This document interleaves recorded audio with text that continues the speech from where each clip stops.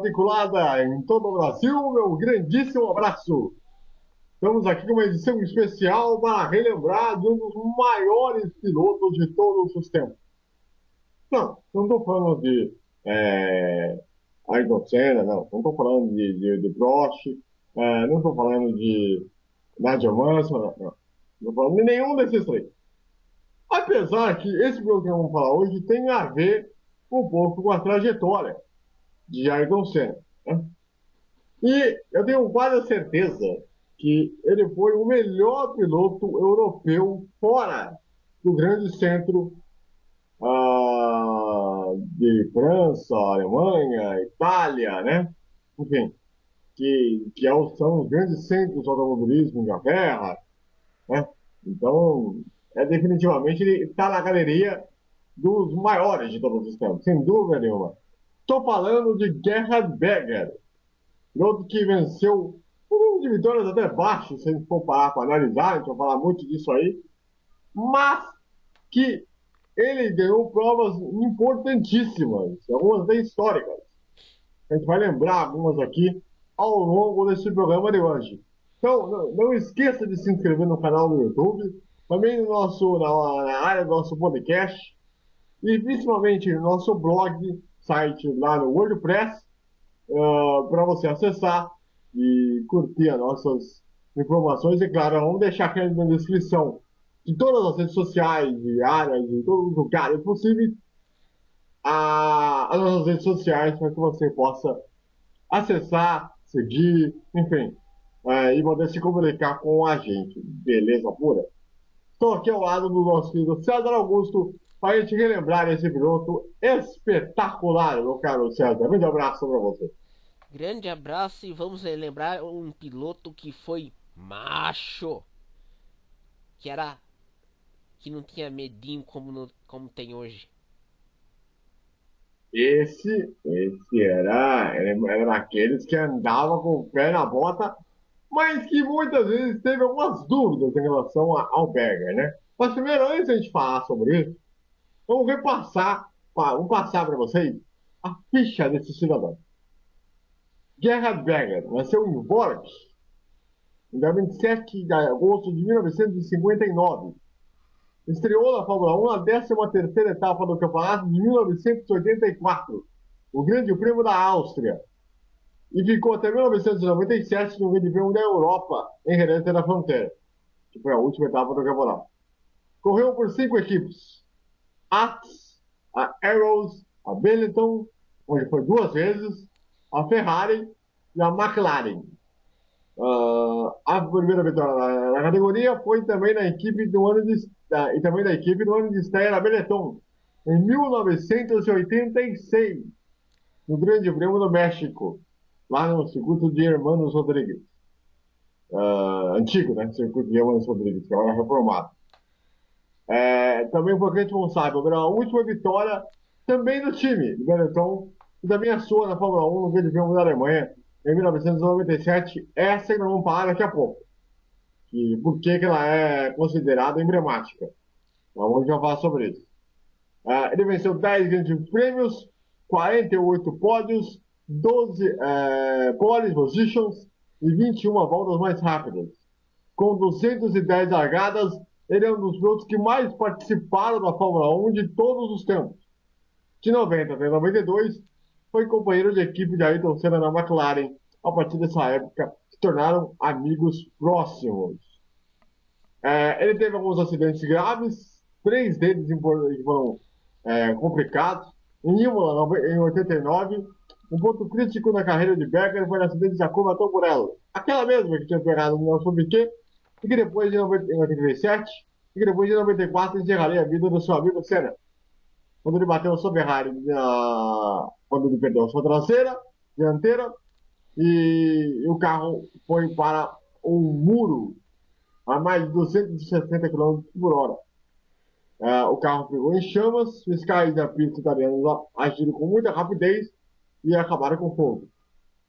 O Berger ficou 15 segundos no fogo. 15 segundos no fogo! Protegido pela roupa anti-chama. Se a equipe de resgate demorasse mais 6 segundos, Berger teria morrido. Olha que loucura. Aí em 92, quem veio no Estoril. O Benfica vai na terceira posição no final da 43ª volta. No contorno da curva parabólica, Ricardo Patrese entrou bem próximo do carro de Berger, no início da reta do box. Patrese já estava em condições de ultrapassá-lo. Antes do piloto da McLaren número 2, decidiu fazer um pit stop e reduziu a velocidade de maneira repentina. Patrese não conseguiu desviar e acertou a carapuça, meu Deus, o nome da palavra. Um carro que cuja roda dianteira se choca na roda traseira de outro, que acaba sendo projetado voando para em loop. Por sorte, não houve consequências graves. E em 93, na primeira curva após a largada, Berger e Andretti, aquela largada histórica, né? Que era estreante da categoria grande Andretti. Meu Deus, esse é outro tem que parar o programa à parte. Esse tem que parar o programa à parte. Que é esse Esse é aí. uma lenda. Exatamente. Esse aí, meu Deus. Se tocaram, saiu na pista e bateram forte na proteção de pneus, ambos sem lesões graves. Depois era a questão pós-piloto. Depois um dos proprietários da STR, que é a Toro Rosso, a Fórmula 1, que era a antiga Minardi, como principal parceiro da marca austríaca Red Bull, ambos com 50% da equipe. Em novembro de 2008, ele vendeu a sua parte para a Red Bull e prevendo dificuldades futuras para a equipe. O Berger hoje está casado com a portuguesa Ana Curvo e costuma passar suas férias em Portugal. Ele teve 385 pontos na carreira. E o mais engraçado, né? Hoje que ele está com 57 anos de idade, ele correu 211 GPs, sendo 210 largadas. O mais engraçado é que o Berger, depois que ele parou, ele não correu mais em nenhuma categoria. Nem Le Mans, nada. Nada, zero. E também ele ficou. E ele também ele quis ficar fora da pista porque perdeu o prazer de correr. Hoje ele só vai nos paddocks, né, nos GPs e tal. Ele conversa muito com os pilotos daquela época, que vão lá, e acaba sendo um grande ponto de encontro, né? Aham. Você poder contar histórias e tudo mais, e até falar para essa molecada mais nova, né? Como o caso do Strom aí, que tá agora e tudo mais e tal. Então vamos por partes. Certo. Vamos ir embora. Vamos relembrar lá na primeira vitória do Berger, que foi na. Deixa eu ver aqui. GP do México de 1986. 56, vamos lá. Bom, explica para nós aí, César, o que esse GP para o Berger acabou sendo tão importante para ele e para aquele campeonato naquela época? Naquela época, o GP do México ficava ao mesmo tempo, vamos dizer assim, era, fazia uma dobradinha de uma semana para o GP dos Estados Unidos, que era em Detroit. E o GP do México era um circuito, antes da reforma para essa temporada, muito desafiador por causa da peraltada. Era como se fosse uma curva oval. E o Berger era a primeira vez que a Benetton estava estreando na equipe de Fórmula 1, tanto com Fábio Briatore quanto com pilotos. E o Berger, meu amigo, foi lá e fez a festa. Era Consegui... o Berger que era o companheiro de equipe dele naquela época? Era um italiano, Quem que era? Pode te lembrar agora. Theo Lordi. Era esse, né? É, tanto que tem uma foto dele, do Berger com o Theo. O Theo era baixinho perto do Berger, pra você ter uma ideia. Então, e aí ele venceu essa corrida aí, né? E se não me engano, naquela época, o Senna estava na Lotus. E o Piquet já tava na Williams. Isso. Que geração, hein? Rapaz. Não, e pior naquela época, eu tava ainda. Era um dos primeiros vices do Nigel Mansell, a primeira da série. Sim. E o curioso é que é o seguinte, né? É, o Berger, ele já estava na categoria, ele veio como se fosse um. Como é que eu posso dizer? Um desconhecido, um estranho do ninho. É, porque ele foi até bem na Fórmula 3, né? Europeia e tudo mais, e tal, fez os resultados que fez e tudo mais e tal. Mas quando ele chegou na Fórmula 1, ele chegou lá, tipo, como se fosse um cara à parte. Até por aquele jeito tímido dele, fechado, não era muito de conversar, não era muito de conversar, não era muito como é que eu vou dizer, de poder ter uma interação melhor com os pilotos do grid e tudo mais e tal. Ele foi lá, ganhou a primeira corrida e tudo mais, e aí a coisa não foi pegando muito bem. Aí ele passou aquela transição na Benetton. Na, depois da Benetton, ele foi. Qual foi na ordem? Foi Ah, ele foi pra Benetton. Ferrari. Aí ele foi para a Ferrari. Aí na Ferrari já era o ano de. 87, um último ano de uma temporada completa com Enzo Ferrari no comando. Isso. E naquela época era o Prost, né? Não, naquela época o Prost estava na McLaren, enquanto Piquet e Mansell estavam brigando entre si na Williams. Que era piloto na Ferrari, como companheiro. O companheiro era o Stefan Johansson. O grande sueco. O cara que mais batia no grid. Ah, Mano, aquele cara que se tinha que fazer um seguro porque ele batia com gosto. exatamente, era uma maravilha. Era uma chincane ambulante. Uma coisa linda. Chicane ambulante? Nada. Ele é um destruidor de carros. Coisa leve. Ah, é. Aí, aí ele não ganhou nada na Ferrari, né? Olha, na Ferrari ele pegou dois carros ruins para burro e também ele saiu no ano em que o Senna foi para a McLaren, tanto que a única vitória da Ferrari em 88 foi em Monza e foi um mês depois da morte do Enzo Ferrari. Para quem não lembra, né? Vamos explicar para a galera que está em casa, né? Sim, O, o Dino Ferrari ele faleceu em 88.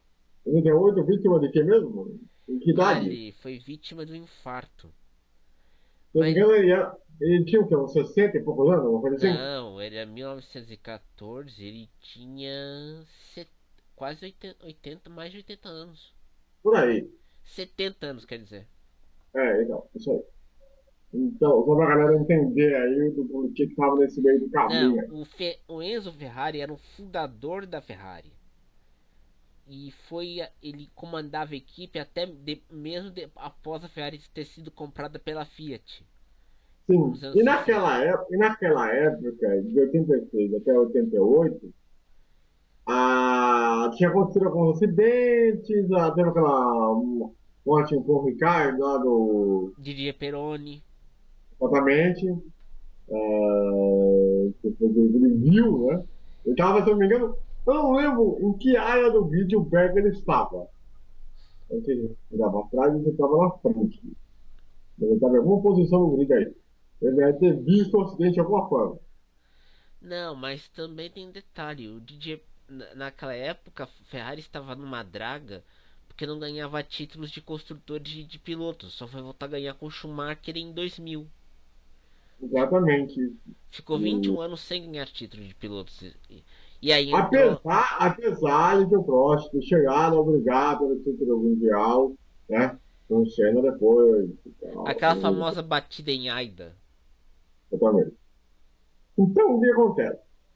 Aí, a gente chegou, saiu do ponto da Benetton, a primeira coisa da Benetton, foi para a Ferrari. Aí a Ferrari, ele foi para onde mesmo depois? Para a Na McLaren. Ferrari já foi para McLaren. Pra McLaren. Olha o pulo. Olha o pulo que ele deu. Ele saiu da Benetton, que era uma equipe considerada, vamos dizer assim, Estava iniciando sua trajetória de investimentos para ser uma equipe top.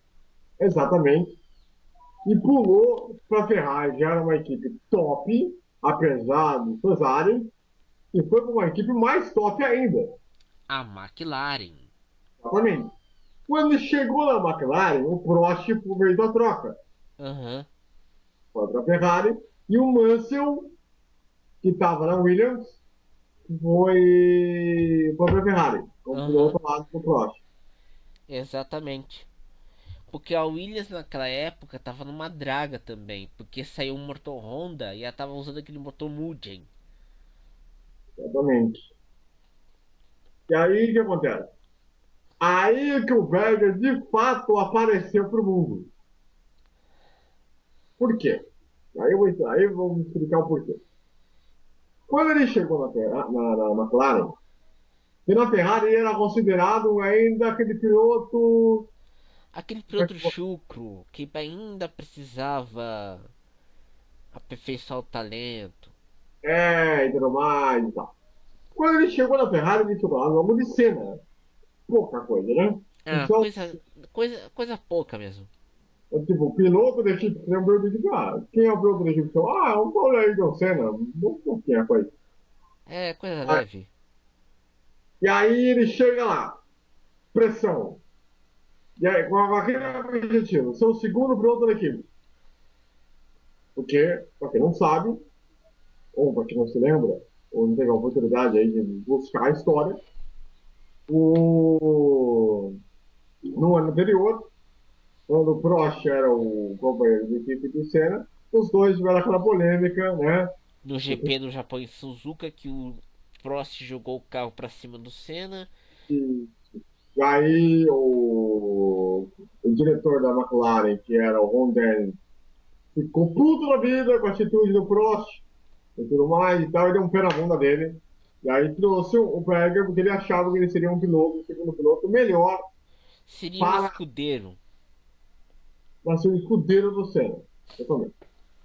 Porque a relação. E aí acabou sendo uma relação até melhor para os dois lados. Porque, primeiro, acabou tendo um laço de amizade que levaria para sempre. Segundo, a química entre primeiro, segundo piloto e chefe de equipe é uma coisa que há muito tempo você não vê na Fórmula 1. E não é só química também, era o fato dos dois trabalharem em equipe, conjuntamente, um ajudando o outro. Exatamente. Um desenvolvendo o carro, falando, olha, vamos ajustar uma coisa aqui, vamos colocar uma coisa aqui, dá para ser um pouquinho mais rápido. Não é à toa que isso levou a ter o Senna chegar no seu auge da carreira. Ganhar os títulos, mas mesmo na situação difícil, já depois do tricampeonato, de 92, 93, os dois sempre teve uma relação plena. Não teve um momento que tivesse uma discussão, uma coisinha, uma rusga, nada. E, Pelo contrário. e tinham até aquelas brincadeiras entre os dois. Por exemplo, teve uma vez que o Prost jogou. O Berger pegou a maleta do Senna que tinha uma Bíblia no alto de um helicóptero e jogou ela no lago. Aí o Senna não teve dúvidas. Para responder ao Berger, comprou um peixe daqueles bem podres que cheirava mal e colocou na mala do Berger. Coisa linda. Olha, que maravilha. Então, e outra, Senna, e no, se não me engano, acho que para os Estados Unidos ou para a Austrália, agora não vou lembrar o país ao certo. Ele chega no aeroporto e aí o Galvão e o Berger pegaram o passaporte dele e botaram uma foto de uma mulher nua da Playboy. Beleza. Aí o que acontece? O cidadão no Senna chega lá, ele não sabia de nada, com o passaporte fechado.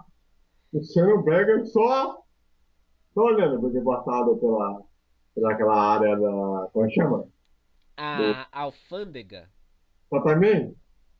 Aí para assim, olha, eu quero seu passaporte. O Senna e o Berger já rindo pra caramba. Aí ele abre o passaporte, tá lá, opa! A foto da mulher nua aqui. Os caras riram tanto, mas tanto.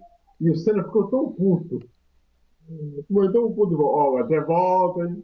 Vai ter volta. E foi aquela quando colocaram o peixe morto. Mano, que loucura, velho. Aquele dia foi foda, hein? Talvez foi a brincadeira, a zoeira mais louca que eu já ter visto na história. Eu fico Colocar uma pensando, mulher nua num passaporte, como conseguiram isso, hein? então, pois é. Eu fico pensando na cara do passageiro em volta, Tipo, na fila.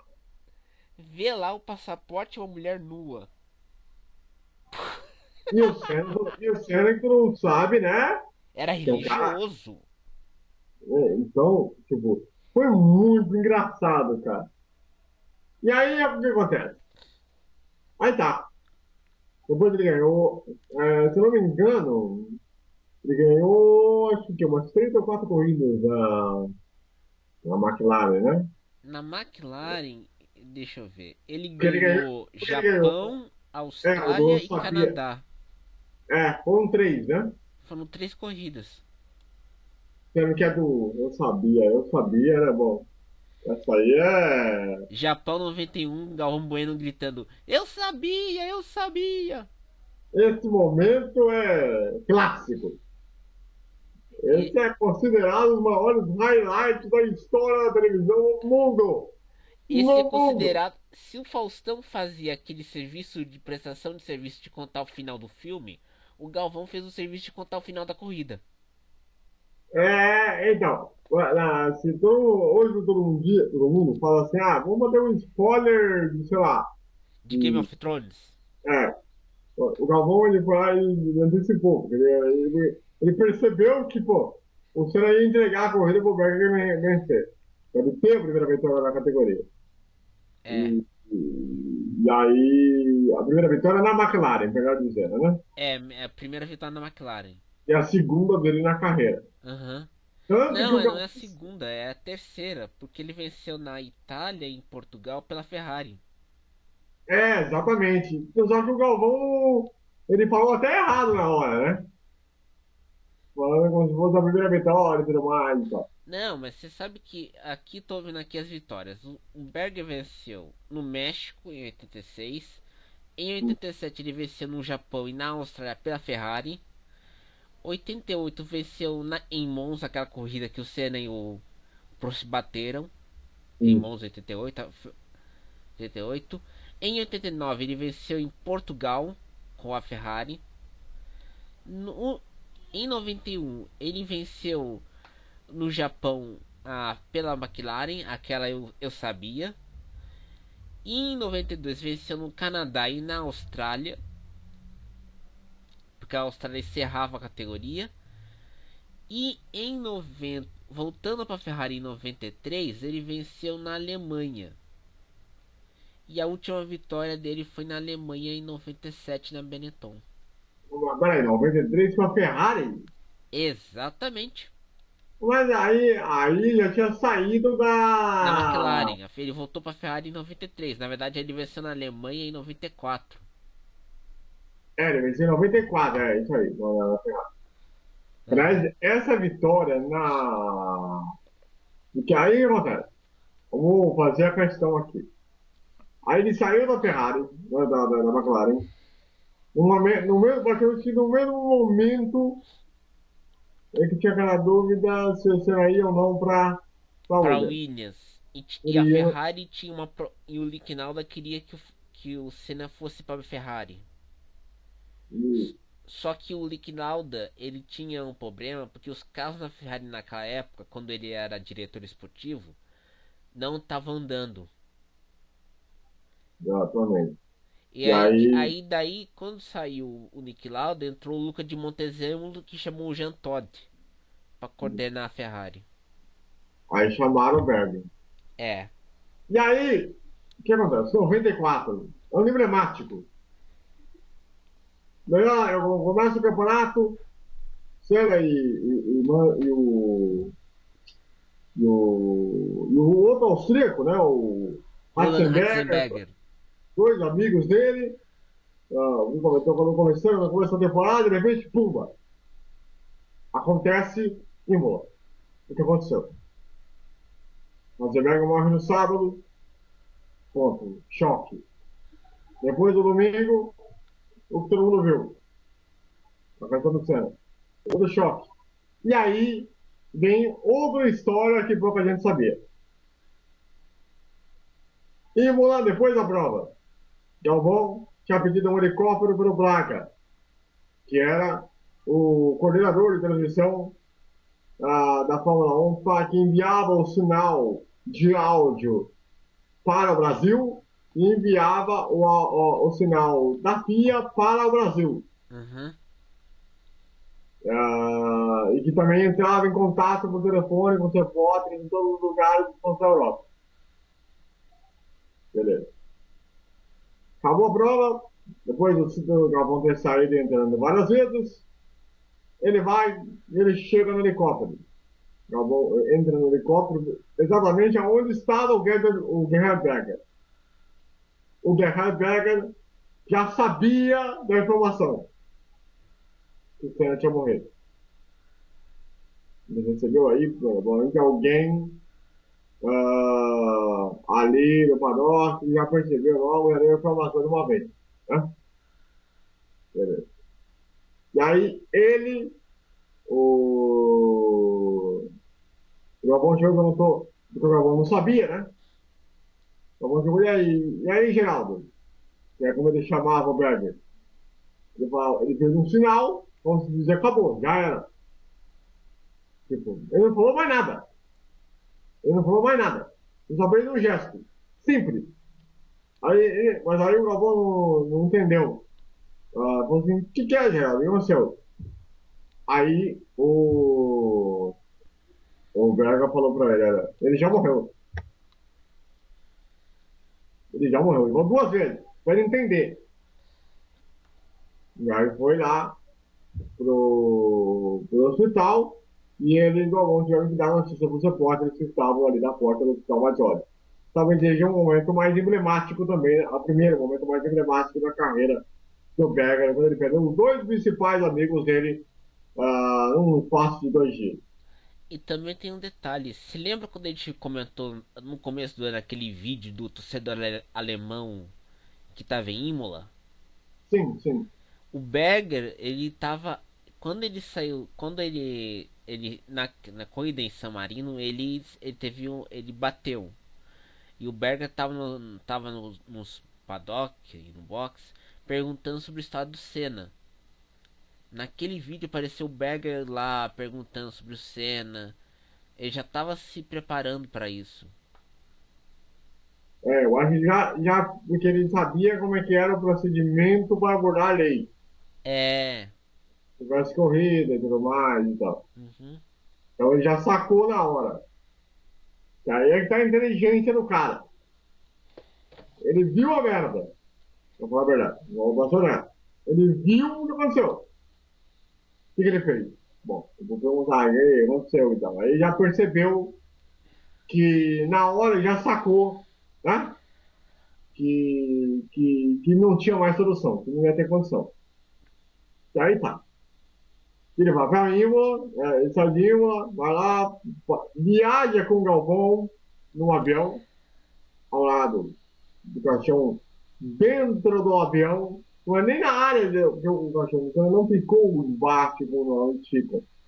Como, por exemplo, ficou os jogadores da Chape, dentro do avião, literalmente dentro do avião, Uhum. lá na classe executiva. Ele vem pro Brasil no funeral do Senna também. Exatamente, foi ele que levou o caixão na frente, tudo mais e tal. Aí tá, passa isso, coisa de um mês e pouco depois, ele vai lá e pumba, ganha na Alemanha. No momento simplesmente emblemático. Na casa do Schumacher, com todo aquele clima todo, e ele ganhando uma prova que acabou sendo importante para ele. E, aliás, inclusive, ele é um dos poucos que ganharam duas vezes na Alemanha, Ah, é verdade. no mesmo circuito. É um fato raríssimo. Fato raríssimo. Aí ele ganha lá, de maneira espetacular, dando mais de 20 segundos em relação ao Schumacher. deu uma volta, e o mais interessante, todo o estádio ficou em pé quando ele ganhou a prova. É um sinal de reverência, de respeito também, né? É algo raro, porque todo mundo sabia como é que era a convivência dele com o Senna e tudo mais, e ele ganhou uma prova realmente espetacular. Aí tá, beleza, passou 94, chega 95, ele vai para onde? Não, ele vai pra Benetton em 96, porque ele tomou um pé na bunda, porque o Schumacher foi pra Ferrari em Aí, 96. aí, aí em 95 e 96, ele toma esse pela mula, vai entrar o Schumacher. E aí ele volta para Benetton, certo? Certo. Quando ele volta para Benetton, acontece de ficar 95, 96, e aí chega 97. Começa a entrar o ano final da carreira. Uhum.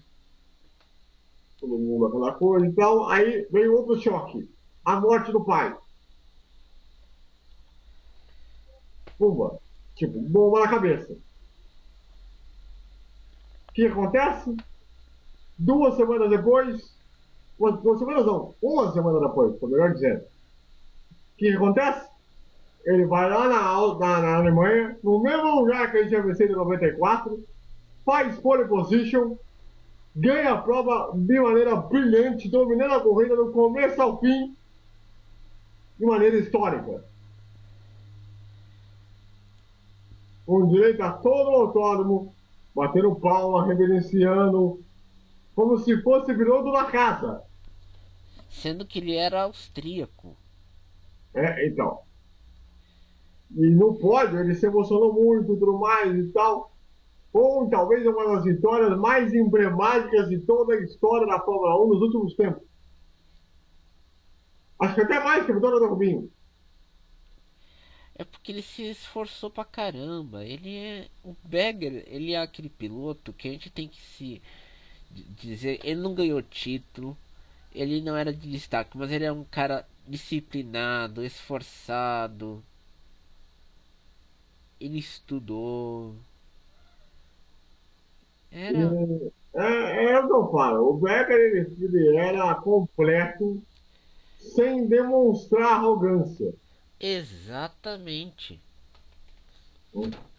Já onde ele correu na Harrods e tal, correu na ACS. O Mas que é isso a nos anos 80, antes de ele ir para a Ferrari. Ou seja, ele passou um processo que todo cara fera passa. É. Ele vai correr numa equipe pequena para chegar no auge que ele chegou. Uhum. E ele só decidiu parar de correr no final da temporada de 97. Ele já tinha tomado a decisão na penúltima corrida, lá no Japão, quando ele anunciou. Tanto que o próprio Calvão deu notícia, né? Uhum. Esse amigo próximo dele. E que, tipo, uh, ele viu que não estavam mais ligando para ele. Não estavam mais sendo importante, a Benetton já não era mais a mesma, né? Perdeu os motores Renault. Exatamente. Então, a coisa ficou um pouco assim. Mas no fim das contas, ele conseguiu construir uma família, tendo mulher, tendo casa, morando em Portugal. Finalmente, o país onde o Senna tinha sua casa lá. Então, tem muita coisa que ele passou aí, com muita transição, para sair por cima. Ah, mas ele não ganhou mais corridas que muitos dos pilotos top. Mas ele ganhou o que ele considerava que era necessário. Ele ganhou aquilo que ele sentia que ele iria vencer. Até porque todo mundo fala assim, mas todo piloto sonha em ser campeão mundial. Ele sabia que não iam dar chances para ele ser campeão mundial. Ele era como se fosse o Gilles Villeneuve. Ele corria por prazer, não para pontuar. Exatamente. Ele corria lá para se divertir, para chegar, para brincar. E, e ele fez muito bem o seu papel, mais de 20 anos. Tanto que, como a gente falou aqui no começo do programa, depois que ele parou na Fórmula 1, ele não correu em mais nada. Simplesmente parou, viveu a vida, foi viver seu trabalho industrial, e hoje está vivendo a vida, curtindo adoidado, entendeu? Aproveitando tudo que pode com a mulher, enfim, e tendo as pessoas mais próximas com ele. Que até porque teve perto da morte uma vez, né? Uhum. Ah, então, até foi sensato de ele não querer tentar um turismo ou correr em Le Mans, entendeu? Eu acho que, assim, basicamente ele veio ser o que era, ele se achava correto. Não é como, por exemplo, o Rubinho Barrichello hoje, que ele corre tudo qualquer coisa porque para tirar essa coisa da aposentadoria. Uhum. Né? O Braga não. O Braga ele tá aproveitando, tá vendo o curso do bem, a aposentadoria e tudo mais. E faz bem o que ele está fazendo. Ele tomou a decisão. A forma como ele dirigiu e ingeriu a aposentadoria. Que nem muito piloto que não consegue dirigir essa aposentadoria. Que seria digerir a aposentadoria, ter que se acostumar com o fato de não poder mais correr. Exatamente. E ele tá, tipo, uma boa, não sofre, não chora, não nada. Ele E apenas ainda curte a diz vida. que os pilotos atuais são umas menininhas. Então ele sabe o que ele está fazendo. Hoje, ele vai no paddock, ele vai lá, conversa, acompanha a corrida e tá bom demais. Hoje ele está como telespectador, está do outro lado. Uhum. Ele está como gente, como a gente. E tá como nós. Eu também. Então, eu tenho sem dúvida nenhuma. O Berger foi um grande piloto da geração Senna e não era tão badalado assim.